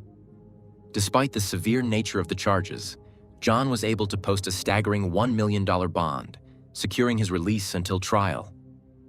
With his freedom regained, the investigators found themselves facing an alarming reality. Without a stronger case, John could walk free permanently. The evidence against him was circumstantial, and a jury trial would likely lead to an acquittal. Recognizing this harsh truth, the prosecution took an unorthodox and controversial step. They offered John a plea deal. In a last-ditch effort to ensure some form of justice, prosecutors agreed to reduce the charge to third-degree murder in exchange for a guilty plea. This decision was met with shock and outrage, but legally, it was their best chance of ensuring John faced any consequences at all. In June 2024, John appeared in court and formally pleaded guilty. He accepted responsibility for her death, but provided no insight into the events of that night. The final blow came when the judge, bound by the laws governing third-degree murder in Ohio, sentenced John to the maximum penalty available, only 3 years in prison. The courtroom fell into stunned silence. The leniency of the sentence sparked national outrage, with legal experts and the public alike condemning the ruling. However, the judge had no authority to impose a harsher sentence. Without stronger evidence to support first-degree murder charges, John had managed to escape severe punishment. In the end, had he not accepted the plea deal, he could have walked away entirely free, as prosecutors simply did not have the necessary proof to convict him on the original charges. As for Jonathan, he fared even better. Due to the lack of concrete evidence tying him to the crime, all charges against him were dropped. Shortly after John was placed in prison, an unexpected revelation emerged. His cellmate contacted the police with a disturbing claim. John had allegedly confessed parts of the crime to him. According to the inmate, John described getting into a heated argument with Caitlyn that night. Panicked, he briefly considered calling the police but ultimately decided against it. No matter how many details emerged, no matter how convinced the detectives were of premeditation, the plea deal had sealed his fate. He would serve his 3-year sentence and be released in 2027, when he turned 39 years old. As woman walked along the overgrown path, her eyes caught sight of something unusual, what looked like a large black bag abandoned near the dense undergrowth. At first, she hesitated, unsure of what it was, but curiosity compelled her to take a few cautious steps forward. However, as she drew closer, an eerie and horrifying scene unfolded before her. Her breath hitched, and her heart pounded violently against her chest as she took an instinctive step back. Without wasting another second, she fumbled for her phone and immediately dialed for help, her hands trembling as she did so. Within moments, law enforcement officers arrived at the scene, carefully assessing the area with precision and urgency. It didn't take them long to confirm the grim discovery. News of the shocking discovery spread rapidly, sending a ripple of fear and unease through the tight-knit island community. Dear viewers, please don't forget to like, leave a comment under the video, and subscribe to the channel so as not to miss new videos. This is very important to us. In this documentary, we will explore the true crime story connected to Janelle Patton. She was born on June 30th, 1972, in the vibrant city of Sydney, Australia. She was the only child of her devoted parents, who cherished her deeply and ensured she had everything she needed to thrive. From a young age, Janelle displayed remarkable intelligence and a keen curiosity about the world. She developed a passion for music, dedicating countless hours to mastering both the piano and the clarinet. Her love for the arts extended beyond just playing instruments. She often attended live performances, appreciating the beauty and emotional depth of music. Throughout her school years, she was an active member of her school's music group, participating in recitals and competitions, where her talent was evident to all who heard her play. After completing high school, Janelle initially pursued a degree in medicine, hoping to make a meaningful impact in people's lives. However, after a year of rigorous study, she realized that the field was not truly her calling. Feeling the weight of expectations and the pressure of the demanding curriculum, she made the difficult decision to leave university and seek a different path. Determined to build a stable career, she secured a job at a bank, where she quickly demonstrated her diligence and adaptability. Over the next few years, Janelle steadily climbed the ranks, gaining experience and earning the respect of her colleagues. Yet, despite her professional success, she couldn't shake the feeling that something was missing. The relentless pace of city life, the suffocating crowds, and the never-ending cycle of work and stress began to take a toll on her well-being. By the time she reached her late 20s, Janelle longed for a change, a slower, quieter existence where she could find peace and truly enjoy life. In October 1999, at the age of 27, she made a bold decision to leave Sydney behind and move to Norfolk Island, a remote yet picturesque destination nearly 1,000 miles away from the Australian mainland. At the time, Norfolk had its own customs regulations and local laws, operating with a level of autonomy, despite being officially considered part of Australia. With a small population of around 2,000 people, the island had a tight-knit community where everyone knew each other, and new arrivals stood out. Tourists frequently visited from both Australia and New Zealand, drawn by the island's stunning landscapes and tranquil atmosphere. Janelle quickly adapted to her new home, embracing the island's slower pace of life. She found employment at a local hotel, a job that allowed her to interact with both residents and visitors. Over time, she became a familiar face around the island, forming friendships with locals who welcomed her with open arms. Norfolk's isolation meant that harmony among its residents was crucial. Disputes were rare, and people went out of their way to maintain cordial relationships. Despite its charm, the island's remoteness also meant that if anything went wrong, help was not always readily available, a fact that Janelle likely considered but never dwelled on. In March 2002, after a year and a half of living on the island, Janelle received exciting news. Her parents were finally coming to visit her for the first time. Overjoyed, she meticulously planned their trip, eager to show them all the things she had come to love about her new home. Her parents arrived on March 30th, and the day was filled with laughter and sightseeing. She proudly introduced them to the island's key landmarks and introduced them to some of the locals she had befriended. It was a heartwarming reunion, and Janelle was delighted to share her world with the two people who meant the most to her. The following morning, on March 31st, Janelle had an early shift at the hotel. Since her small rented cottage wasn't spacious enough to accommodate her parents, she had arranged for them to stay at a nearby hotel. They agreed to meet up after her shift, expecting to continue their island exploration together. That morning, she finished work around 11 a.m. and, as part of her routine, set off on her daily walk. It was a ritual she rarely skipped, a peaceful moment to herself, a chance to clear her mind while enjoying the island's scenic beauty. Her usual route was a well-worn path leading to a breathtaking lookout point at the island's edge. Her parents anticipated seeing her by noon, but when she didn't show up as planned, they assumed she had been delayed. Leaving a note at her cottage, they decided to take a walk of their own, believing they would cross paths soon. Hours passed, and as the afternoon stretched on, worry began to creep in. When they returned around 2:30 p.m., the note was still there, untouched. Their unease deepened. They attempted to call her, but each attempt went unanswered. Janelle had seemingly vanished without a trace. How could that be possible on an island so small where everyone knew each other? Growing increasingly anxious, they headed to her cottage, only to find the front door unlocked. On Norfolk, this wasn't unusual. Crime was almost non-existent, and most residents felt safe enough to leave their doors open. However, inside, there were no signs of struggle, nothing disturbed, nothing out of place. Her car remained parked outside, further deepening the mystery. As they stood in her home, confusion and fear mounting, a friend of Janelle's arrived. When they explained the situation, her friend suggested they search along the walking route Janelle usually took. Together, they drove the length of the path, scanning the area for any sign of her, but the search yielded nothing. Desperate for answers, Janelle's parents returned to the hotel and alerted the manager. He quickly began making phone calls to people across the island, asking if anyone had seen her. But despite his efforts, no one had. By evening, as darkness settled over the island, the dread in Janelle's parents' hearts became unbearable. It had been nearly an entire day, and their daughter was nowhere to be found.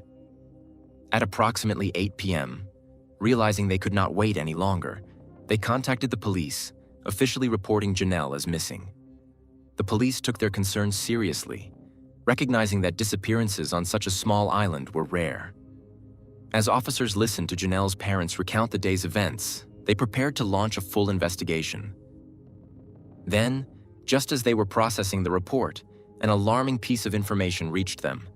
An hour before Janelle's parents had called, a tourist from New Zealand had made a grim discovery near a waterfall on the island.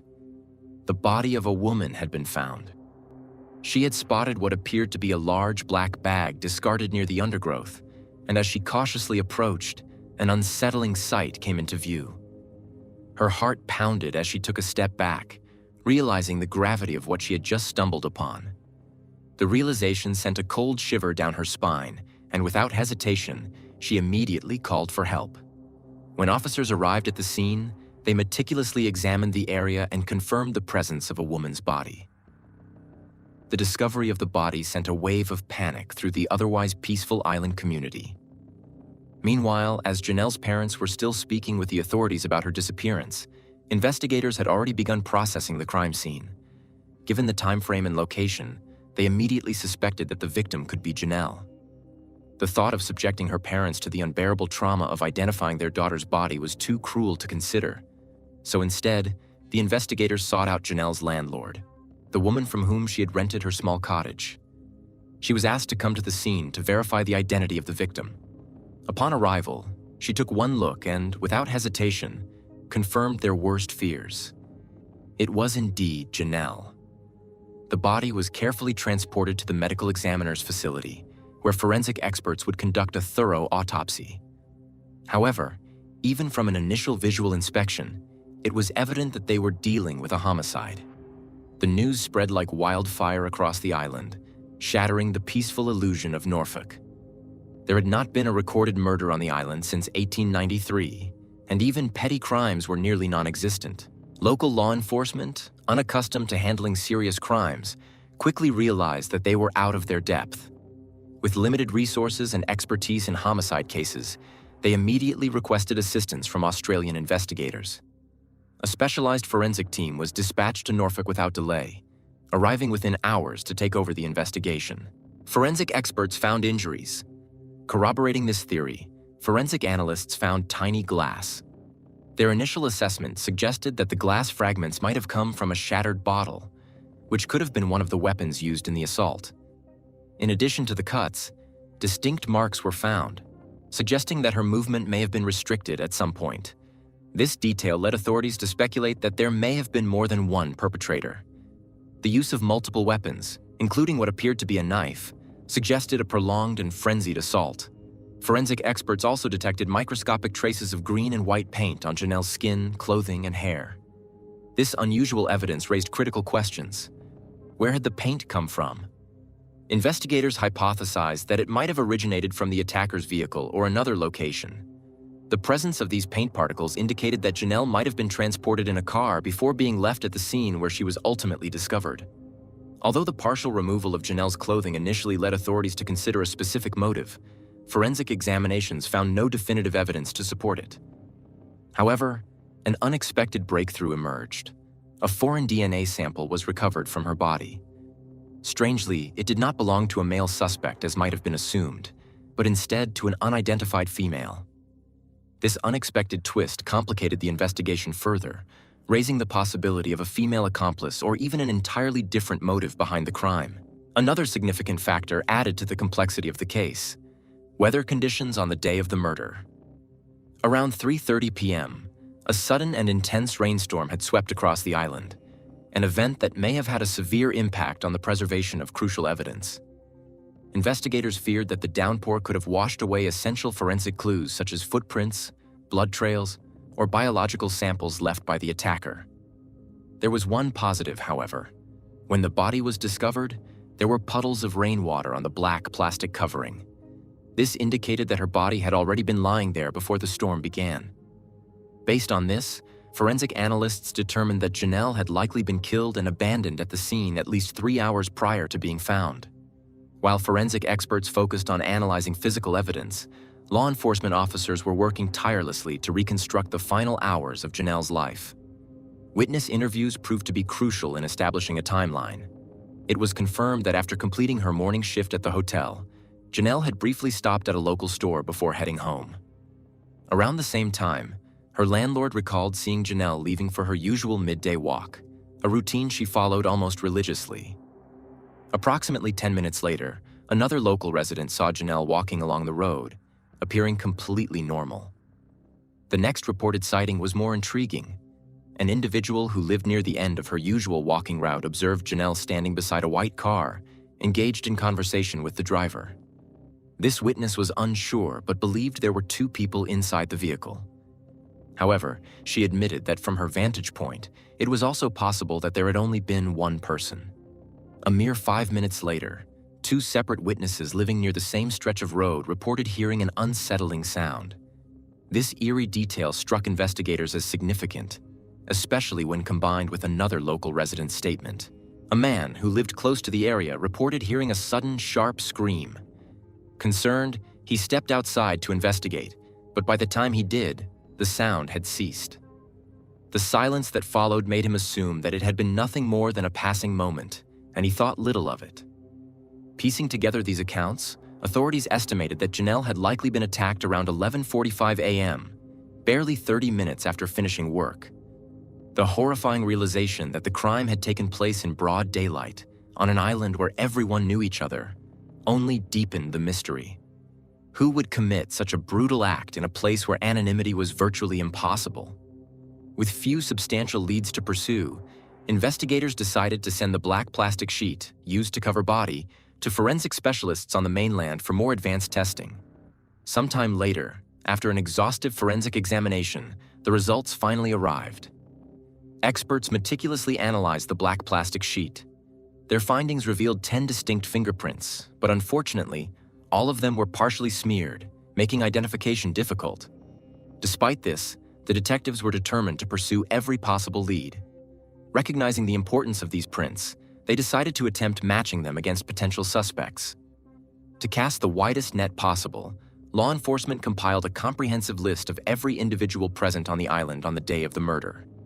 This list included not only Norfolk's 2,000 permanent residents, but also approximately 700 tourists who had been visiting at the time, bringing the total to more than 2,700 people. Knowing that a match could potentially break the case wide open, the police launched an extensive effort to collect voluntary fingerprint and DNA samples from all individuals between the ages of 15 and 70. Despite their best efforts, only half of the individuals on the list complied. Forensic experts carefully examined the 1,300 fingerprint sets that had been provided, meticulously comparing them to the smudged prints recovered from the sheet. However, to the investigators' frustration, not a single match was found. With this crucial lead going cold, the team was forced to shift their focus in a new direction. Their next step was to examine Janelle's personal life more closely, searching for anyone who may have had a reason to harm her. Janelle's diary soon became one of the most valuable pieces of evidence in the case. She had kept detailed, heartfelt entries about her life on the island, documenting not only her daily activities, but also her interactions and relationships with various residents. While much of the diary revealed mundane aspects of her life, certain passages hinted at personal conflicts and hidden tensions. One of the most concerning revelations involved a strained relationship Janelle had with a woman she had once considered a friend. When she first moved to the island, this woman had been instrumental in helping Janelle find a temporary place to stay at the home of a mutual acquaintance. However, Janelle's time there was short-lived, as unspecified disagreements quickly arose between her and the man who owned the house. Even after Janelle moved out, tensions between them lingered. Several witnesses later recalled seeing this man acting aggressively toward Janelle on multiple occasions, including one particularly alarming incident. The police dug deeper into his background and soon uncovered even more suspicious behavior. After Janelle's murder, the man had approached a friend and asked for an alibi, requesting that the friend claim they had spent the day together, even though this was not true. Investigators were perplexed by his desperation to establish a false alibi. What was he hiding? The answer may have been found in an unexpected detail from Janelle's diary. She had written about an affair between this man and the very woman who had initially helped her find housing. The problem? The woman was married with children. If Janelle knew about their secret, could the couple have feared exposure? Could they have seen her as a threat? Despite the promising lead, forensic evidence failed to link either of them to the crime. Both individuals willingly provided their fingerprints, and neither matched those found on the plastic sheet. Investigators also conducted thorough searches of their homes and vehicles, but found no incriminating evidence. With this avenue exhausted, the detectives had no choice but to move on to other potential suspects. The next person to come under scrutiny was a man Janelle had been dating for the past 9 months. As a romantic partner, he naturally became a person of interest in the investigation. Police combed through his alibi, searched his property, and analyzed his movements on the day of the crime. However, just like the previous suspect, there was nothing linking him to the murder. Janelle's diary contained references to a few other individuals with whom she had encountered conflict, but when each of them was approached by the police, They willingly provided fingerprints and DNA samples, none of which matched the forensic evidence. In a desperate attempt to leave no stone unturned, investigators even considered the possibility that Janelle's parents had been involved. The timing was odd. Janelle had been killed the very day after they arrived on the island. However, after extensive questioning and thorough background checks, this theory was quickly dismissed. Janelle's parents had no conceivable motive, and there was no evidence whatsoever to suggest their involvement. As the weeks turned into months, the investigation began to stagnate. Every promising lead seemed to dissolve into nothing, and detectives found themselves chasing shadows. In an effort to reignite public interest in the case, authorities announced a substantial reward: $300,000 for any information that could lead to the arrest of Janelle's killer. Despite the enticing reward, the tips that came in were vague, unreliable, or led nowhere. The case, once so full of promise, had gone cold. 2 years later, in a renewed effort to solve the case, investigators decided to take another look at the fingerprint evidence. They re-examined the database of prints collected from Norfolk's residents and tourists, expanding their scope to include prints from individuals who had since been involved in other crimes on the island. Because the fingerprint records had been stored on paper rather than digitally, the process of comparing them manually was slow and painstaking. Detectives combed through hundreds of files, cross-referencing them against the partial prints found on the plastic sheet. Then, after months of painstaking work, the breakthrough came. A call came in from forensic analysts. 2 of the smeared fingerprints from the plastic sheet had matched those of a suspect in an unrelated case. That suspect was 26-year-old Glenn McNeil. Investigators quickly reviewed McNeil's file and made a startling discovery. He had been questioned shortly after Janelle's murder in connection to a home invasion but had not been arrested. However, during that inquiry, the police had taken his fingerprints, which had been stored in their records ever since. As detectives dug deeper, they uncovered another chilling detail. In 2002, the year of Janelle's murder, Glenn McNeil had owned a white Honda, the same vehicle description given by a witness who saw Janelle standing beside a car just minutes before her presumed time of death. The connections were undeniable, and investigators knew they were finally on the trail of someone who might hold the key to solving the case. Another curious fact emerged. McNeil had left Norfolk Island shortly after Janelle's murder, disappearing from the community entirely. Could this have been an attempt to escape scrutiny before suspicions caught up with him? He had relocated to Norfolk from New Zealand in the year 2000 with his wife, seeking a fresh start and an opportunity to work as a chef. However, life on the island had not been as idyllic as he had hoped. His marriage began to unravel, and by the time he left the island, he and his wife had divorced. After leaving Norfolk, McNeil settled back in New Zealand, where he remarried and started a family, living a seemingly quiet life with his new wife.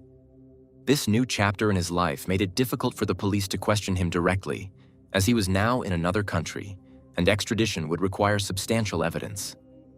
Despite this challenge, detectives realized that McNeil had likely left something behind: his car. If his white Honda had not been taken off the island, it could hold crucial forensic evidence. With renewed determination, they began searching for it, hoping it might provide the breakthrough they needed. It didn't take long to track it down. The white Honda had been abandoned on private property, not far from McNeil's former residence. Over time, it had become overgrown with weeds, left to decay in isolation. Investigators had the vehicle transported to a forensic facility for examination, and they also obtained a warrant to search McNeil's old house, determined to leave no stone unturned. When forensic experts carefully examined the car, they made a series of discoveries that sent a jolt through the investigation. Traces of white and green paint were found on the vehicle, colors that matched the microscopic paint particles that had been recovered from Janelle's body. Additionally, small glass shards were discovered inside the car. As the investigation expanded, similar glass fragments were found in McNeil's former home. To establish a connection, a materials expert was called in to analyze the samples. The results were conclusive. The glass shards from the car, the house, and those recovered from Janelle's clothing and body were all identical. Not only had they originated from the same source, but they had also been produced at the same time as part of a specific type of manufactured product. A crucial breakthrough came when an engraving was found on one of the shards, part of the name of a wine brand. This indicated that all the glass pieces had come from the same wine bottle, further strengthening the case against McNeil. The forensic team had uncovered tangible proof that linked Janelle to both his car and his home. As the search continued, investigators made another alarming discovery in the backyard of McNeil's former residence. A black tarp identical to the one used to wrap was found, raising further suspicions. But what truly caught the attention of forensic analysts were the human hairs and biological traces found in the trunk of McNeil's abandoned car. Unfortunately, due to years of exposure and environmental degradation, the evidence had deteriorated significantly, making it impossible to extract a usable DNA profile. Refusing to give up, detectives decided to send the hair samples to a cutting-edge forensic lab in the United States, where advanced technology might succeed where local efforts had failed. However, the process became agonizingly slow. The first lab assigned to the case was overwhelmed with work, delaying the analysis. Frustrated by the setback, one of the lead detectives made the decision to personally fly to the US and hand-deliver the evidence to a different facility. Finally, in early 2006, after nearly a year of waiting, the results arrived. The DNA extracted from the hair samples confirmed what investigators had long suspected. The hairs belonged to Janelle. This was the conclusive link they needed to move forward. With the mounting evidence against him, detectives secured an arrest warrant and traveled to New Zealand to take McNeil into custody. Once detained, he was swiftly extradited to Australia, where he was formally charged with the murder of Janelle Patton. What happened next caught everyone off guard. During his initial interrogation, McNeil, to the shock of detectives, did not deny involvement. Instead, he began confessing. But his version of events was deeply flawed. He claimed that on the morning of the murder, he had been smoking cigarettes before going for a drive around the island. At some point, he reached for a pack of cigarettes, momentarily taking his eyes off the road. In that brief instant, he said he hit something. At first, he believed it to be an animal. However, when he got out of the car, he discovered a man underneath it. Overcome with panic, McNeil claimed he impulsively placed the body in his trunk and drove home. According to him, he was in a disoriented state when he later heard faint noises coming from the trunk. To his shock, he realized the individual he had thought was unresponsive was still alive. At that point, he claimed to have taken further action to prevent the situation from escalating. Afterward, he covered the body and left it near a remote location by the waterfall. However, detectives saw through the deception immediately. Nearly every aspect of McNeil's account contradicted the forensic evidence. For one, the medical examiner had concluded that Janelle's injuries were inconsistent with being struck by a vehicle. There were no signs of the trauma typically associated with a pedestrian being hit by a car. No fractures, no impact injuries that would align with such an accident. Furthermore, his story failed to explain the extensive bruising on Janelle's wrists, the presence of glass shards embedded in her wounds, or why certain articles of her clothing were missing. And if something had actually happened inside the trunk, there should have been noticeable traces of it. Yet forensic specialists had found none. Despite being confronted with these glaring inconsistencies, McNeil refused to alter his story. Detectives pressed him, pointing out the flaws in his statement, but he stubbornly stuck to his version of events. With no alternative, the case proceeded to trial in the summer of 2006. Given the significance of the case to Norfolk's residents, the trial was held on the island itself. A jury was assembled from among the local community, many of whom had either known Janelle personally or were deeply invested in the case's resolution. At the first court hearing, McNeil changed his stance yet again. Now, he completely denied his earlier confession. He boldly stated that he had nothing to do with the murder, and even went as far as claiming he had no recollection of ever admitting guilt to the police. His erratic behavior and shifting narratives only deepened the mystery surrounding the case. McNeil attempted to explain away his inconsistencies by claiming he suffered from memory lapses due to mental health issues. However, no medical documentation existed to support his assertions, making his defense appear weak and unsubstantiated.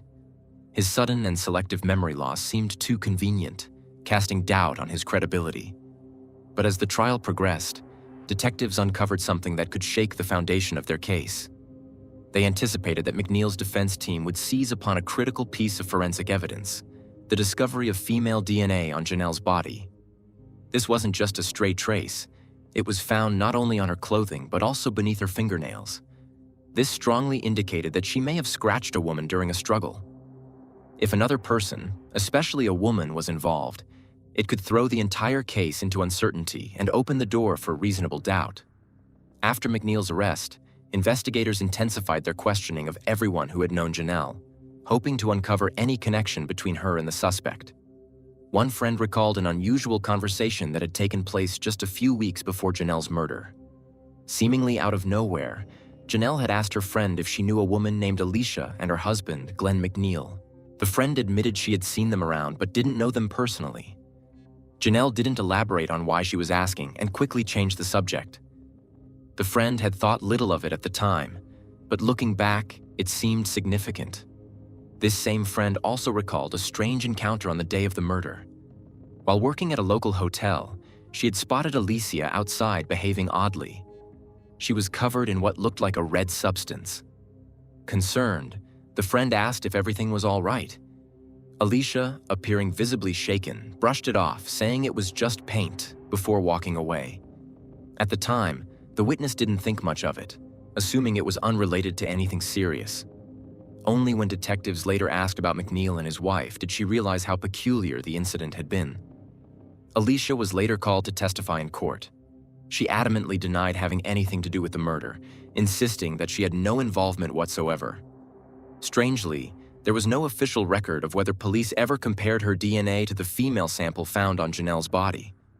This lingering mystery left many questioning whether a key piece of evidence had been overlooked.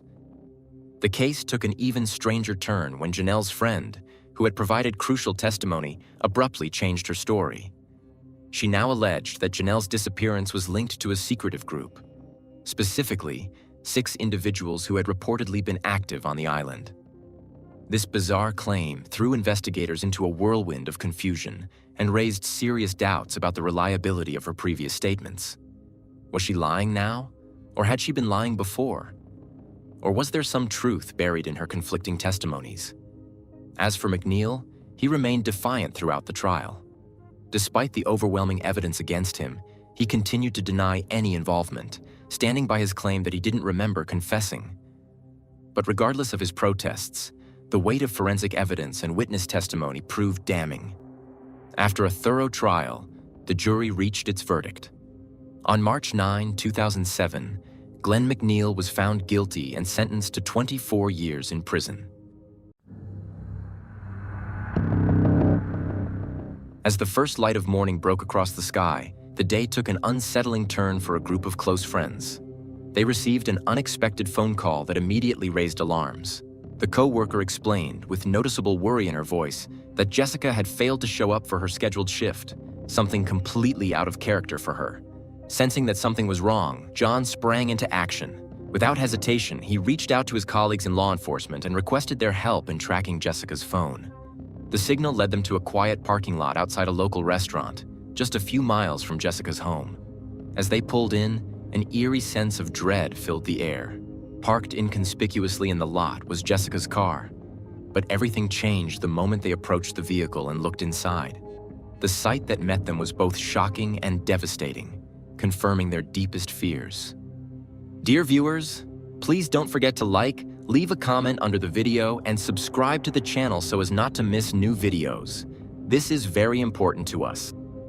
Today, we're going to look into a real-life case and review photos related to Jessica Lynn Kaylor, who was born on May 8, 1982, in the vibrant city of Austin, Texas. Raised in a loving household, Jessica spent her formative years alongside her parents and 2 brothers, creating memories full of warmth, laughter, and strong family bonds. Her early life in Austin was filled with the kind of childhood most people would hope for. Bike rides through quiet streets, sleepovers with friends, and afternoons spent reading on the porch.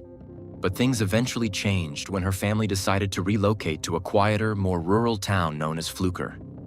Although moving away from the only home she had known was difficult at first, Jessica adjusted with her signature optimism and adaptability. From a young age, Jessica stood out for her bright personality. She was the kind of person who could walk into a room full of strangers and walk out with a handful of new friends. Her approachable nature and friendly demeanor made her well-liked by almost everyone she met. But her charm wasn't her only strength. Jessica was also highly driven and incredibly focused on her future. Even in high school, she knew exactly what she wanted to do with her life. She dreamed of becoming a teacher, someone who could make a difference in the lives of children and help shape young minds. With that goal in mind, Jessica enrolled at Texas State University, where she pursued a Bachelor of Science degree. She was passionate about education and took her studies seriously, often spending long hours buried in textbooks and coursework. But unlike many of her peers, Jessica didn't stop once she received her diploma. She had her sights set even higher and made the decision to enroll in a master's program to further her education and increase her impact in the classroom. To support herself financially, Jessica worked multiple jobs while continuing her studies. She secured a position as a teaching assistant at an elementary school, gaining valuable experience while contributing meaningfully to the lives of her students. At the same time, she worked part-time at a local grocery store. Balancing academics and 2 jobs wasn't easy, especially with the added pressure of student loans and monthly bills. But Jessica never let it break her spirit. She carried herself with grace and resilience, always believing that her dedication would eventually lead her to the life she was working so hard to build. By September of 2009, Jessica was 27 years old and still juggling both her studies and her 2 jobs. She remained hopeful and enthusiastic, especially because there were signs that a full-time teaching position at her school might soon open up. That possibility gave her a renewed sense of motivation. Finally, she could start the career she had dreamed about for so many years. On September 7th, 2009, Jessica had the rare opportunity to take a day off. Wanting to enjoy some much-needed downtime, she spent the day with close friends and her cousin Melanie. They kicked off the afternoon by relaxing at the pool, sharing stories and laughter under the warm Texas sun. Later, they headed out for dinner at a local restaurant, enjoying good food and each other's company. As the evening rolled on, they stopped by a neighborhood bar, played a few rounds of pool, and continued the fun into the late hours. Jessica, always the responsible one, volunteered to be the designated driver, ensuring everyone got home safely. After dropping off each friend, she finally arrived at Melanie's place around 1:30 a.m. Melanie offered her cousin the guest room for the night, concerned that Jessica must be exhausted, but Jessica politely declined. She had an early shift at the grocery store and wanted to swing by a 24-hour store to pick up food for her dogs before heading home. The 2 cousins hugged goodnight, neither knowing it would be the last time they'd see each other. As the sun began to rise the following morning, Melanie received a call that immediately caused concern. A coworker from Jessica's store phoned to say that Jessica hadn't shown up for her shift. This was completely out of character. Jessica was known for her reliability and dedication, especially since she had recently been promoted to store manager. Missing work without calling in simply wasn't something she would do. Worried, Melanie began calling around to see if anyone had heard from Jessica. Unfortunately, no one had. She eventually contacted Jessica's brother, John, who shared an apartment with her. John was a police officer and had started his shift early that morning, around 5:30 a.m. He mentioned that he hadn't seen Jessica that morning and hadn't checked her room before leaving. Alarmed by the news, John immediately returned home. When John walked into their shared apartment, his concern deepened. There were no signs that Jessica had come home the night before. Her belongings hadn't been touched, and her dogs were behaving anxiously, suggesting they hadn't been fed or let out in quite some time. It was a chilling realization. Something was clearly wrong. Without wasting any time, John contacted his fellow officers and requested assistance in locating Jessica's phone. Law enforcement quickly initiated a trace and managed to pinpoint the phone's last known location. The signal led them to a restaurant parking lot just a few miles from Jessica's home. John notified Melanie, who, along with her boyfriend, rushed to the location. When they arrived, their worst fears were confirmed. Jessica's car was parked quietly in the lot. At first glance, it looked like any other vehicle left overnight. But as they approached the car and looked inside, the mood shifted dramatically. What they found was deeply upsetting and heartbreaking. Jessica was inside, and it was immediately apparent that she was no longer alive. Melanie's boyfriend made the emergency call. Authorities arrived swiftly. Officers secured the scene, and paramedics confirmed that Jessica was dead and her body was sent for further examination. While early details were limited, it was clear that something violent had occurred. As forensic teams began examining the vehicle, a few troubling clues emerged. The driver's seat had been pushed far back, suggesting that someone much taller than Jessica may have been in control of the vehicle. Investigators theorized that an altercation could have taken place inside the car itself. Adding to the suspicion, Jessica's wallet, keys, and credit cards were missing. In the back seat, they found a recently purchased bag of dog food, a heartbreaking reminder that Jessica had been simply trying to care for her pets. Taken together, the evidence painted a deeply unsettling picture. Jessica had made one last stop on her way home, as planned, but something had gone terribly wrong. What began as a regular night out ended in tragedy. After conducting a careful and methodical examination of Jessica Kaylor's vehicle, detectives knew there was more ground to cover. The parking lot where her car had been discovered was situated just outside a local restaurant, a familiar 24-hour spot known to residents of the area. Hoping to find security footage, eyewitness accounts, or even someone who might have seen Jessica during her final hours, investigators entered the restaurant and began speaking with employees. That's when the case took a sudden and perplexing turn. One of the restaurant's employees, who had arrived early for her morning shift, shared a piece of information that was as eerie as it was unexpected. She mentioned that when she first pulled into the lot that day, she immediately noticed Jessica's car. What's more unsettling was that Jessica was still alive at the time. According to the employee, Jessica was sitting alone in her vehicle, but something about her behavior didn't seem right. The witness described her movements as odd. She chalked it up to someone having a rough morning and continued inside to begin her shift. Roughly 30 minutes later, the same employee stepped outside to take a short break.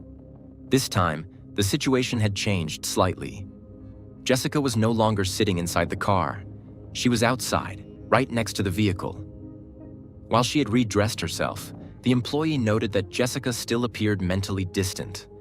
She was sitting on the ground, running her fingers repeatedly through her hair and staring blankly into space, almost as if she were caught in a loop of thought or confusion. Even then, the employee hesitated to intervene, unsure of what exactly was going on. The third time she ventured outside, the scene had shifted once again. Jessica was back inside her vehicle. From a distance, it looked like she was talking to herself. Her hands moved in strange, erratic gestures, and her mouth was clearly forming words, but there was no one else in the car. To those watching, it seemed like Jessica was either deeply distressed. Still, not a single bystander chose to approach her or call for assistance. Despite the mounting strangeness of the situation, no one alerted authorities or medical professionals. When detectives learned this information, they circled back to someone they trusted for clarity: Jessica's cousin, Melanie. They needed to determine whether Jessica might have been under the influence of any substances that could explain such behavior. But Melanie was quick to set the record straight. She told them with absolute certainty that Jessica had not consumed any alcohol. She reminded them that Jessica had been the designated driver the night before, fully responsible for getting everyone home safely, and that she had work the next morning. More importantly, Melanie emphasized that Jessica never even drank. It simply wasn't part of her lifestyle. To support Melanie's statement, detectives later received the toxicology report. It confirmed everything Jessica's cousin had said. There were no traces of alcohol or any other substances in her system. That left investigators searching for another explanation. After consulting with medical professionals, a new theory began to emerge, one rooted in both medical science and environmental factors. Experts proposed that Jessica may have suffered a traumatic incident earlier in the night, something severe enough to cause or cognitive disruption. And when combined with the fact that she had been sitting inside a locked vehicle for hours, possibly in rising heat as the morning sun intensified, her behavior may have been the result of disorientation brought on by both physical trauma and heat exposure. Under these conditions, it's plausible that Jessica didn't realize how serious her condition was, or may not have been fully aware of what was happening to her. Sadly, if even one witness had reached out for medical help, there's a chance Jessica could have received life-saving treatment in time. But now, that opportunity was gone. What remained was a growing mystery, and investigators were determined to get answers. With few physical clues to rely on, detectives shifted their focus to digital evidence, specifically surveillance footage. Unfortunately, the immediate area around the restaurant lacked security cameras. It was a frustrating obstacle, but not the end of the trail. They recalled that Jessica had planned to buy food for her dogs that night. Given the late hour, there was only one likely destination: a nearby Walmart store, just across the street and open 24 hours. Detectives quickly obtained the security footage from that location and combed through the recordings. There, in the early morning hours, they spotted her. Jessica, alive and appearing completely calm. She pulled into the parking lot by herself and entered the store, walking with purpose. There was no hint of distress in her body language. Nothing seemed out of the ordinary. She moved directly to the pet supplies aisle, picked up a large bag of dog food, and proceeded to the checkout counter. After paying for her items, she exited the store without incident. However, what happened next caught investigators' attention. Just seconds after Jessica walked out of the store, another individual followed behind her. A man. Surveillance footage showed that he had entered the parking lot shortly before Jessica, but his behavior raised immediate suspicions. He had parked his vehicle at the far end of the lot, far from most shoppers, and then headed not into the store aisles but directly into the restroom. Moments later, he walked out and exited the store entirely, never making a purchase. The timing was uncanny. What disturbed investigators even more was what the next camera failed to show. Jessica's car had been parked behind a large, leafy tree near the edge of the lot. Because of the angle and the obstruction, the security cameras lost view of both Jessica and the man once they reached that area. However, the sequence of events painted a chilling picture. The man followed Jessica toward her car and disappeared behind the tree. And then, 2 minutes later, Jessica's car pulled out of the parking lot. That same vehicle was next seen on another camera as it entered the restaurant lot where her body would later be discovered. But there was one final haunting image. After Jessica's car came to a stop in the restaurant lot, several minutes passed. Then a figure stepped out of the driver's side door. This person walked across the lot, heading straight for parking area, where he got in the same vehicle the suspicious man had arrived in earlier. By this point in the investigation, detectives were nearly convinced that the unidentified man seen following Jessica Kaylor from the Walmart store, and later walking away from her parked car, was directly involved in what had happened to her. Everything about his behavior suggested that his presence wasn't accidental. But there was a significant obstacle. Despite hours of surveillance footage, the visual quality was just too poor to make out the fine details of the man's face or to clearly read the license plate on his vehicle. Both he and his red pickup truck were visible on camera, but the images were too grainy to use for a positive identification. Still, detectives knew they couldn't stop there. Every clue mattered, so they turned their attention to another angle: Jessica's missing belongings. Her wallet and credit cards had never been recovered, which raised the possibility that whoever was responsible might have tried to use them. Investigators quickly contacted her bank and began reviewing her account activity. That's when they found a critical lead. Roughly 20 minutes after Jessica's vehicle was seen arriving at the restaurant parking lot, the place where her life came to a tragic end, one of her credit cards was used at a nearby gas station. It was a potentially huge breakthrough. The transaction was logged just in time for the store's security system to have captured it. Without delay, detectives visited the gas station and secured the surveillance footage. As they reviewed the tape, everything began to line up. The same red pickup truck from the Walmart footage pulled up to the pump. Then, at the register camera, the pieces came together. The same man spotted following Jessica out of the Walmart appeared on screen again, this time making a purchase with Jessica's card. There was no longer any question about it. Whoever this man was, he now had direct possession of Jessica's stolen credit card. And that connection, along with his suspicious movements earlier, only made the case against him stronger. With this vital new evidence in hand, investigators decided it was time to bring the public into the fold. They released still images and clips from the surveillance footage, including clear shots of the man and his red pickup truck, to local news outlets. Law enforcement hoped someone watching might recognize him and come forward. Sometimes all it takes is one phone call to break open an investigation. and that call came sooner than they expected. Just a few days later, a woman named Leslie contacted police after seeing the footage aired on TV. Her voice was steady but concerned. She told detectives that the man in the video looked almost exactly like someone she knew her fiancé's best friend, a 29-year-old named Crispin Harmel. But it wasn't just his appearance that caught her attention. There was also the matter of timing. According to Leslie, Crispin had been scheduled to stop by her home on the same evening Jessica was last seen. He had borrowed money from her a while back and promised to repay it that night, but he never showed up. And then, just days later, there he was, on the news. Leslie couldn't ignore the similarities, and even though the possibility that Crispin might be involved in something so serious was deeply unsettling, she knew she had to do the right thing. She picked up the phone and reported what she knew. Once detectives had Crispin Harmel's name, the investigation picked up speed.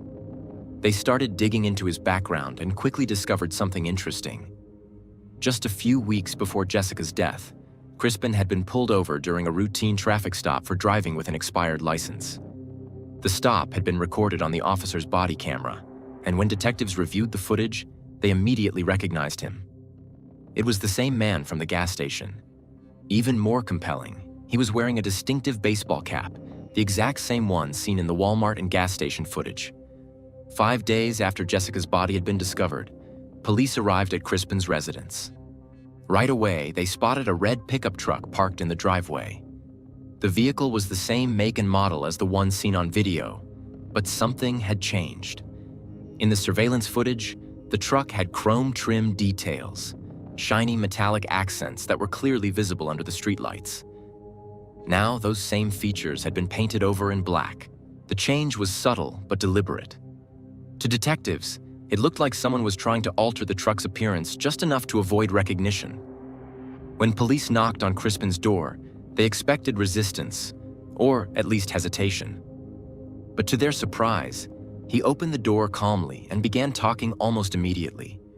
In fact, he offered up a story before they even asked. He told investigators that he had met Jessica that night. According to him, the two had connected on an online platform and arranged to meet in person for the first time. Crispin's version of events was oddly detailed. He claimed they met in the Walmart parking lot, where he got into Jessica's car. From there, he said, she drove them to a quiet park where they sat and talked. After their conversation, Jessica drove him back to Walmart. Before parting ways, he told her about his financial struggles. Then, according to him, Jessica generously offered her credit card so he could fill up his gas tank. He said they said their goodbyes, and he left.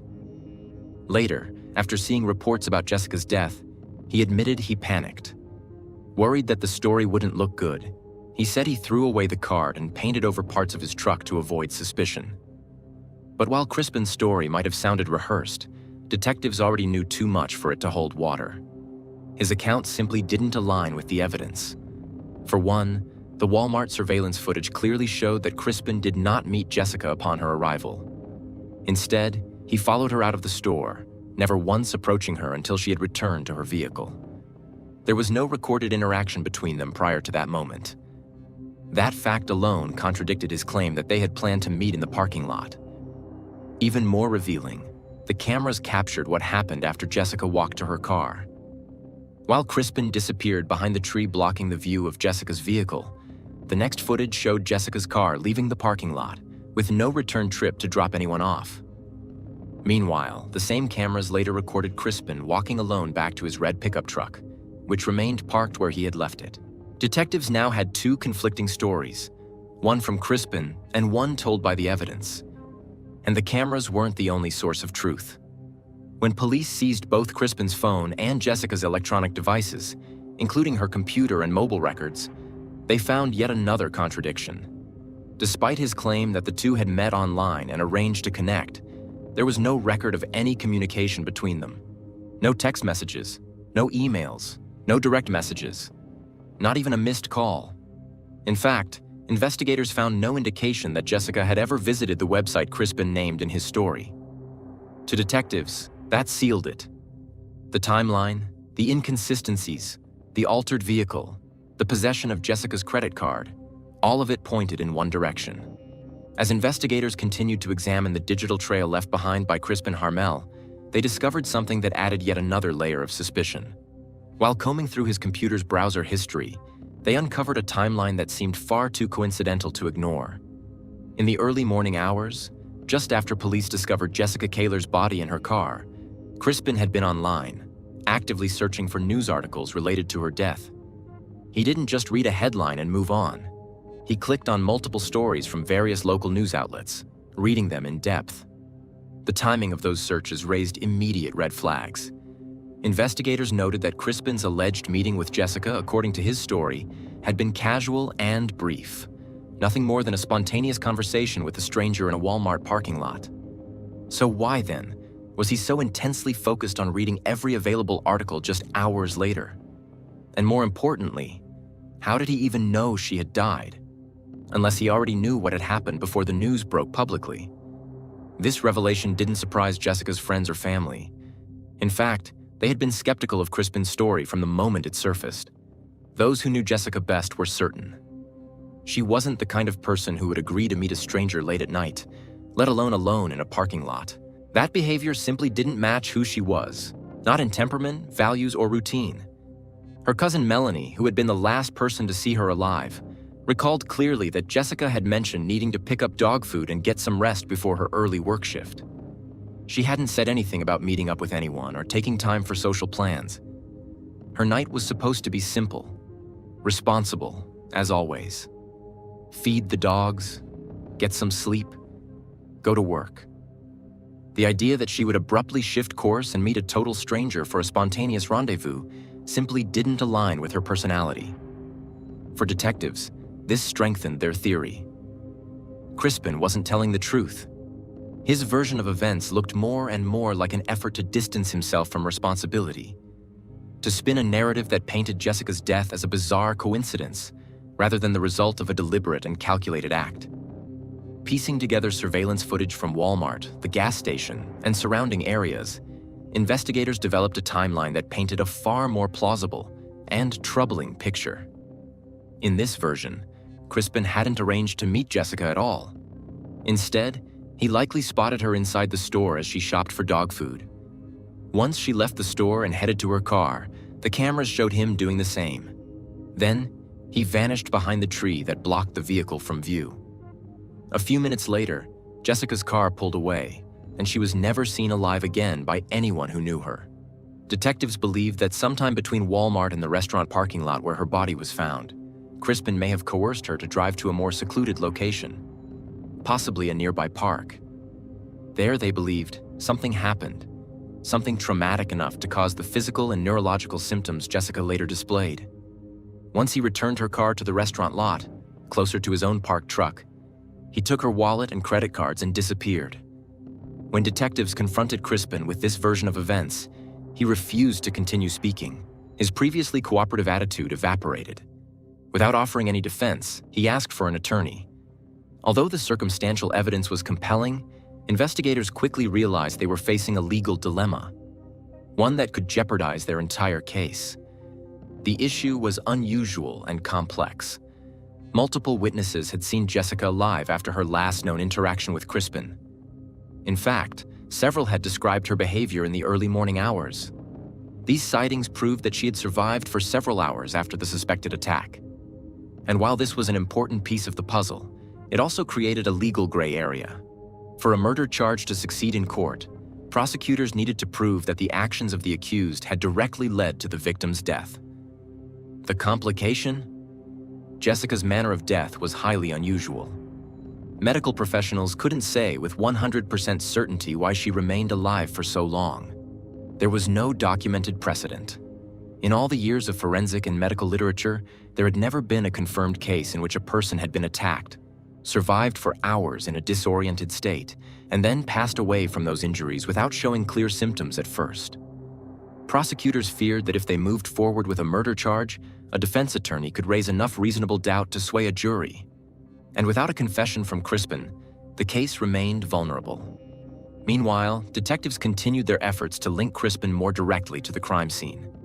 They thoroughly searched Jessica's car, hoping to uncover DNA evidence, fingerprints, or anything else that might tie him to her final moments. But the car had been sitting in a public lot for hours, and unfortunately, they came up empty. No physical evidence connected Crispin to the vehicle, at least not conclusively. Still, there was one thing working in the investigators' favor. Crispin had admitted, on record, to destroying evidence. By his own words, he had thrown away Jessica's credit card and repainted his truck after seeing the news. These weren't acts of someone with nothing to hide. They were clear, deliberate attempts to avoid detection. So, in May of 2010, prosecutors filed a lesser but still serious charge: evidence tampering. While it didn't carry the weight of a homicide conviction, it gave the legal system something solid to work with. With no confession and no definitive physical evidence, this charge allowed them to keep Crispin off the streets while continuing to investigate. Crispin eventually pleaded guilty to the charge and received a 10-year prison sentence. It wasn't the justice Jessica's loved ones had hoped for, but it was a start. And importantly, it bought detectives more time. The case might have gone cold, but investigators never gave up. For years, they continued combing through emerging forensic science, hoping to find something that would support their theory, a connection that could scientifically validate the idea. Then, in 2013, a breakthrough came from an unexpected source: a medical research journal. In this publication, doctors detailed case studies involving a rare but scientifically recognized phenomenon. In these cases, the victim didn't die. Instead, the trauma disrupted oxygen flow to the brain, resulting in a cascade of neurological symptoms: confusion, difficulty speaking, erratic behavior, and an inability to seek help. The condition, now referred to in forensic literature as delayed cerebral anoxia, matched Jessica's behavior in disturbing detail. This discovery changed everything.